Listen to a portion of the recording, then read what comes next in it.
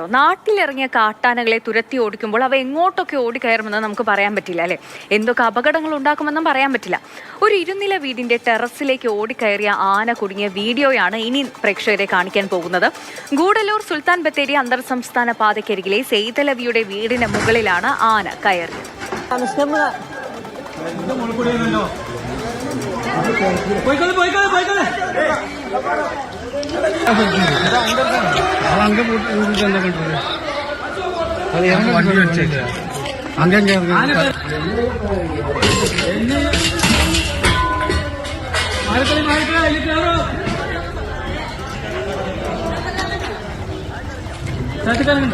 സാരംഗ് സുരേഷ് നമുക്കൊപ്പം ചേർന്നുണ്ട്. സാരംഗ്, ഈ ദൃശ്യം കാണുമ്പോൾ ആരായാലും അയ്യോ ഒന്നൊന്ന് പറഞ്ഞു പോവല്ലേ.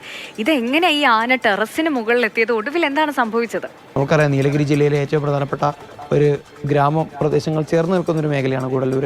അവിടെ സ്ഥിരമായിട്ട് നമുക്ക് വയനാട്ടിലൊക്കെ ഏതു തരത്തിൽ കാട്ടാന പ്രശ്നം ഉണ്ടോ അതിനേക്കാൾ രൂക്ഷമായിട്ട് ജനങ്ങൾ പൊറുതിമുട്ടിയിരിക്കുന്ന ഒരു പ്രദേശമാണ് ഗൂഡല്ലൂർ എന്നൊക്കെ പറയുന്നത്.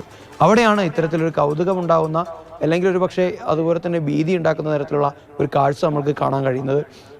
എൻ്റെയൊക്കെ കുട്ടിക്കാലത്ത് എനിക്ക് ഓർമ്മയുണ്ട്, ആന ചവിട്ടിയാലും പൊളിയാത്ത മേൽക്കൂര എന്നൊക്കെ പറഞ്ഞിട്ട് ഒന്ന് രണ്ട് പരസ്യങ്ങളൊക്കെ ഞാൻ കണ്ടിട്ടുണ്ട്. അത് കോൺക്രീറ്റ് കൂട്ടുന്ന സിമെൻറ്റിനെ കുറിച്ചും അതുപോലെ തന്നെ ചില ഷീറ്റുകളെ കുറിച്ചൊക്കെ തന്നെയായിരുന്നു പറഞ്ഞുകൊണ്ടിരുന്നത്.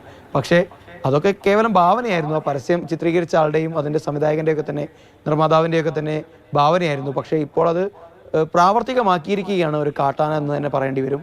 ആസ്പെറ്റോസ് ഷീറ്റിട്ടൊരു വീടിൻ്റെ മേൽക്കൂരയിലേക്കാണ് ആന ഓടിക്കയറുന്നത്. അത് പൂർണ്ണമായും അതിൻ്റെ ഒരു ഭാഗം തകർന്നു വീഴുകയാണ്. പെട്ടെന്ന് ആളുകൾക്കൊരു ആശങ്കയുണ്ടായി. കാരണം ഗ്രാമത്തിലുള്ള വഴിയിലൂടെ, നാട്ടിട വഴിയിലൂടെ ആന ഓടി വരുന്നു. ആളുകളെ നാലുപാടും ചിതറി ഓടുകയാണ് ആളുകൾ. അപ്പോൾ അതിനുശേഷം നേരെ ആ വീടിൻ്റെ മേൽക്കൂരയിലേക്ക് പോകുന്നു.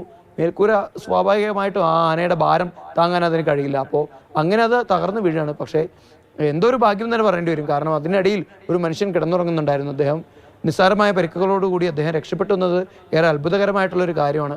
അപ്പോൾ നമ്മളിനി എവിടെ നിന്നാലും നമ്മൾ സേഫ് അല്ല എന്നുള്ള രീതിയിലേക്ക് കാര്യങ്ങൾ പോവുകയാണ്. അതൊരു പക്ഷേ ഭയത്തോടു കൂടി തന്നെ പറയേണ്ട ഒരു കാര്യം തന്നെയാണ്. പക്ഷേ എന്താ പറയുക, നമ്മൾ കുട്ടിക്കാലത്തൊക്കെ കണ്ടിരുന്ന പല പരസ്യവാചകങ്ങളും ഇപ്പോൾ പ്രാവർത്തികമാവുന്നു. എന്താ പറയാ, ഈ മുതിർന്ന ആളുകൾ പറയുന്ന പോലെ കരികാലം പരസ്യത്തിലാണല്ലേ കാണാറുള്ളത്. കെട്ടുറപ്പുള്ള വീടിനെ കാണിക്കാൻ വേണ്ടിയിട്ട് ആന ടെറസിന് മുകളിൽ നിൽക്കുന്നതൊക്കെ പരസ്യങ്ങളിൽ നമ്മൾ കണ്ടിട്ടുണ്ട്. പക്ഷെ സാരംഗ് പറഞ്ഞതുപോലെ അത് തന്നെയാണ്, ആന ഒരു ടെറസിന് മുകളിൽ ഓടിക്കയറി വരുന്നതൊന്നും നമ്മൾ സങ്കല്പിക്കുന്നില്ലല്ലോ അല്ലേ. ശരി സാരംഗ്.